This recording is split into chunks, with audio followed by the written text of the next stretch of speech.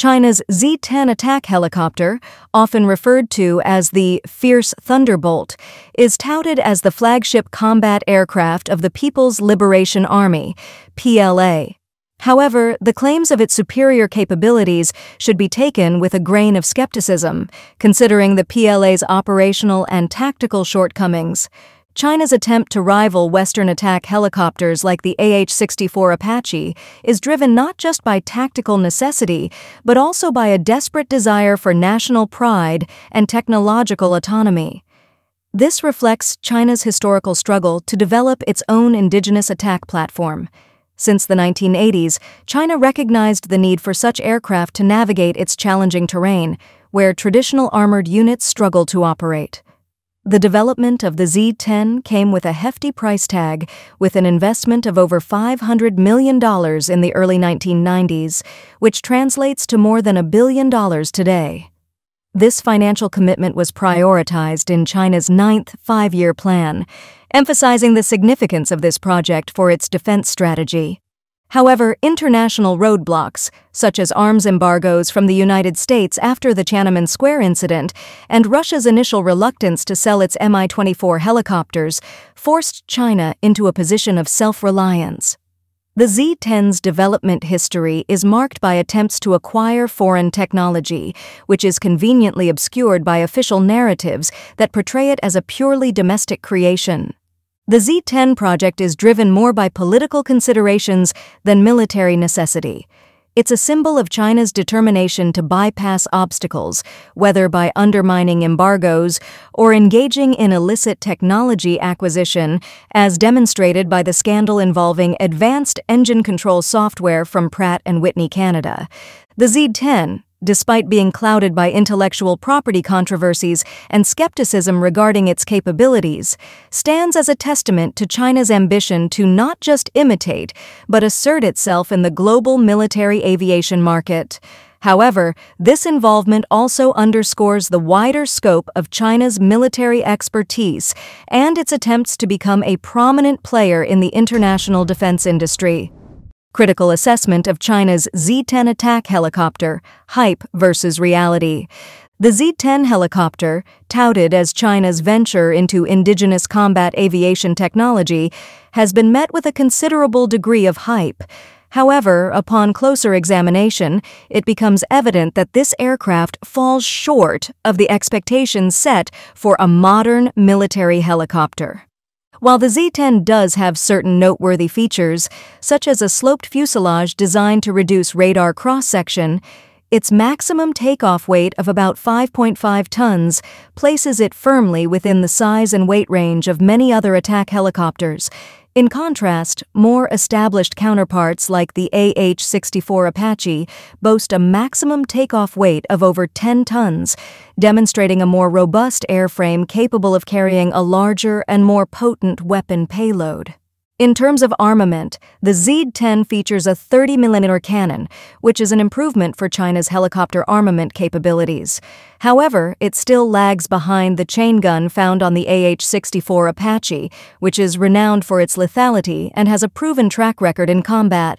The Z10's nose-mounted camera and helmet aiming systems may indicate a modern approach to targeting, but they cannot match the advanced sensors and targeting systems of the American Apache, which have been refined through decades of operational experience. When evaluating the Z10's maneuverability and hardpoint options, it becomes clear that while it offers a modular approach with stub wings capable of carrying various ordnance, its performance aspects, such as a maximum speed of 300 km per hour, raise concerns about its agility compared to the Apache's 365 km per hour top speed. Additionally, there are doubts about the robustness of its design. The electronic suite and glass cockpit of the Z10 represent a step towards modernizing China's attack helicopter fleet. However, these systems still have a long way to go to match the level of avionics and weapon systems integration found in Western and Russian helicopters, which benefit from more advanced and battle-proven technologies. Overall, the Z10 is an ambitious project for China, but it falls short of the standards set by more established attack helicopters. While it may represent progress for the Chinese military aviation industry, it remains far from being a competitive alternative to designs like the AH-64 Apache, which continue to dominate the global stage in the realm of attack helicopters. Significant improvements and technological advancements are essential for the Z10 to even come close to being a formidable combat platform. China's Z10 attack helicopter, raising concerns about its role in PLA's evolving military strategy. The deployment of the Z10 attack helicopter within the PLA, touted as a step towards modernization, is facing harsh realities that cast doubt on its potential impact. The deck landing demonstrations on Type 072 class landing ships may have showcased innovation, but they also underscore the limitations of such platforms. Type 072 class landing ships, not designed as dedicated aircraft carriers or assault ships like the Type 071, lack essential support systems, including aviation maintenance facilities, and the capacity to carry a significant number of helicopters for sustained operations. These inherent shortcomings severely restrict their effectiveness as bases for helicopter operations, significantly diminishing the Z-10's potential in amphibious assault scenarios. The formation of the PLA Ground Force Air Force, intended to align with modernization efforts, introduces potential command and control challenges. Placing attack helicopters under Army command instead of establishing an independent air arm raises complex operational coordination issues. Given the PLA's traditionally rigid command structures, achieving the desired joint force effectiveness in integrating attack helicopter assets into ground force operations may be a formidable challenge. While it's true that China's military has shown interest in learning from international events, such as the conflict in Ukraine, and has been studying attack helicopter tactics and vulnerabilities, the practical application of these lessons remains uncertain. The experiences of Russian helicopters in Ukraine have prompted PLA strategists to reevaluate their tactics and survivability, but it's unclear how effectively these lessons will translate into improved operational capabilities. Reports of technological advancements, such as new engine exhaust outlets in the latest Z10 variant, suggest efforts to enhance the helicopter's survivability. However, these incremental improvements do not transform the Z10 into a formidable force on the battlefield. Although all of the PLA's Army aviation units had been equipped with the Z10 as of 2016, quantity alone does not guarantee excellence in aerial warfare. The widespread adoption of the Z10 within the Chinese military may demonstrate its presence but does not necessarily translate to superior performance. Despite the PLA Navy's diverse exercises, which may include the use of attack helicopters like the Z-10, the helicopter's role remains just one facet of a larger military strategy. The Z-10, while part of China's attempt to enhance its aerial attack capabilities, falls short of being a revolutionary force in the PLA's approach to aerial warfare. It represents a modest step within a more extensive process that includes various challenges and uncertainties. Overall, the Z-10's contribution to the PLA's modernization efforts remains questionable, with significant room for improvement and adaptation. The Z-10 attack helicopter, incremental upgrades struggle to address its shortcomings. Recent developments surrounding the Chinese Z-10 attack helicopter indeed indicate efforts to address some of its earlier deficiencies. However, a closer look reveals that these improvements may not be sufficient to overcome the helicopter's fundamental shortcomings. Reports suggest that the Z-10 has been equipped with more powerful, domestically developed engines, increasing its maximum takeoff weight and enabling it to carry more fuel and heavier weapons. While this upgrade may enhance its mission endurance and firepower, it does not fundamentally alter the Z-10's position in the global hierarchy of attack helicopters. The incorporation of a 19-tube rocket launcher is touted as a significant enhancement, but it merely adds to the Z-10's suppressive capabilities. it still falls short of delivering a decisive edge in combat situations. These developments seem to emphasize the helicopter's role in anti-ship and coastal operations, reflecting the PLA's regional maritime interests, but they do not necessarily elevate its standing compared to more established rivals. The Z10's demonstration of low-altitude flight capabilities and the use of night vision equipment does indicate progress in enhancing its deployability across different combat scenarios. However, these incremental improvements may not be sufficient to bridge the gap with more advanced attack helicopters. Reports of upward-facing engine exhausts to reduce the heat signature and evade heat-seeking weaponry are notable, but do not represent a revolutionary breakthrough. They are more in line with expected technological advancements rather than game-changing innovations. The improved engine, which reportedly increases climb rate and acceleration, may enhance the Z10's combat potential, but it still falls short of matching the capabilities of adversaries like the AH-64 Apache and K-52 Alligator. The Z10 remains a work in progress, striving to catch up rather than setting new standards. While the Z10 has evolved to factor in reduced emphasis on armor in favor of increased agility and multi-role flexibility, it is essential to recognize that significant gaps remain, particularly in terms of protection and redundancy systems. Western helicopters prioritize these aspects, highlighting the Z10's ongoing deficiencies. In general, the Z10's incremental upgrades do reflect China's efforts to enhance its attack helicopter fleet. However, these improvements, while diligent, may not be sufficient to bridge the gaps and achieve parity with more established designs. The Z10 remains a work in progress, struggling to define its role within the PLA and facing significant challenges in its pursuit of operational effectiveness. Controversy surrounding China's Z10 attack helicopter engine development.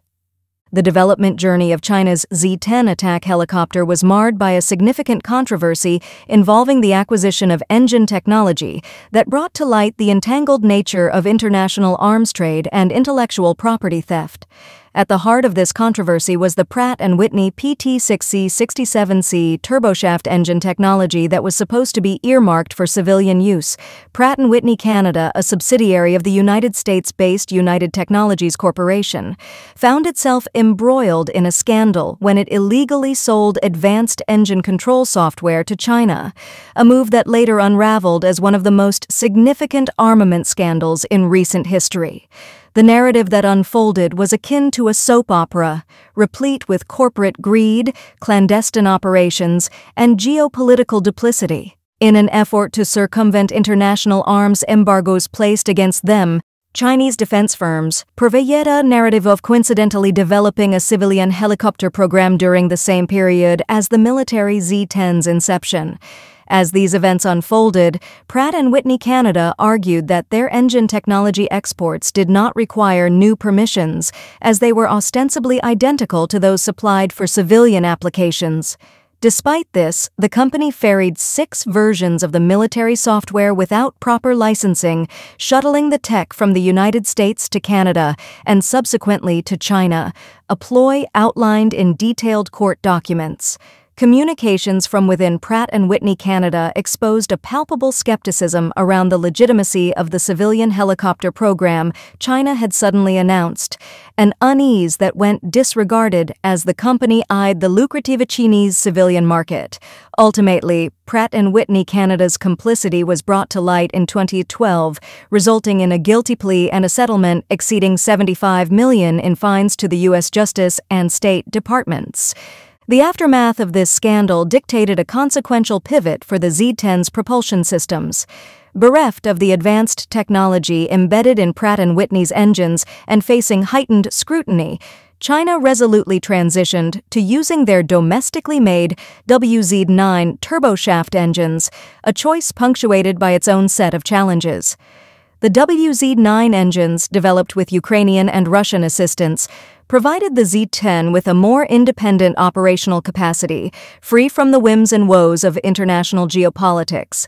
Nonetheless, these homegrown engines, each with a power output of about 1,000 kilobars, offered less thrust than their Canadian predecessor. This reduction in power necessitated a slew of design adaptations, including a lighter overall weight, retooled exhaust ports for heat evasion, and a scaled-back weapons payload, paired with a more modest sensor suite. While the Z9 may not exhibit the same level of performance as the PT6C-67C engine, it stands as a symbolic testament to China's resilience and willingness to navigate the complex tapestry of international restrictions in pursuit of advancing their military capabilities. In adopting these indigenous engines, China pushed the frontiers of its engineering savoir-faire against formidable odds, spawning a variant of the Z10 that was less powerful but arguably more prudent in the long run. However, transitioning to indigenous production required overcoming significant technological hurdles, not least of which was replicating or exceeding the standards set by the borrowed foreign tech. It was a strategic recalibration imbued with a blend of risk, resourcefulness, and the dogged pursuit of self-reliance, a saga reflective of the broader ambitions and tribulations of the Chinese defense industry. Pakistan's hesitation casts doubt on China's Z10 attack helicopter in the global market. The international journey of the Z10 attack helicopter has been marked by uncertainty and setbacks, with Pakistan, a longtime ally of China, reconsidering its decision to acquire the upgraded Z10 model. This move raises questions about the helicopter's attractiveness in a market dominated by Western and Russian military hardware, which are often perceived as more reliable and battle-tested. Pakistan's reassessment could be driven by a range of factors, including doubts about the Z10's operational performance, compatibility with Pakistan's military doctrine, post-purchase logistical challenges, financial considerations, or even geopolitical pressures. This decision reflects the uphill battle China faces in convincing foreign buyers that the Z10 is a competitive option. While the Z10 has undergone continuous upgrades to address its limitations, including an upgraded version known as the Xi'an, these improvements may not be sufficient to sway potential buyers. Reports of enhanced armor, survivability, and the use of composite materials to reduce weight sound promising, but they are met with skepticism in a market where Western and Russian helicopters hold a strong reputation. The Z10's weapon systems have also seen improvements, but their impact on the helicopter's appeal remains uncertain. Chinese sources may tout better handling and maneuverability, but these claims are viewed with caution, especially when considering the reduced weapons payload due to the transition to domestic engines. China's success in the international arms market is critical, not just for economic gains, but as a demonstration of its technological prowess. However, convincing potential buyers that the Z10 can meet their operational needs and compete with globally recognized American and Russian counterparts remains a significant challenge. The Z10's journey in the global market is rife with obstacles, making its international stature uncertain and potentially unfavorable.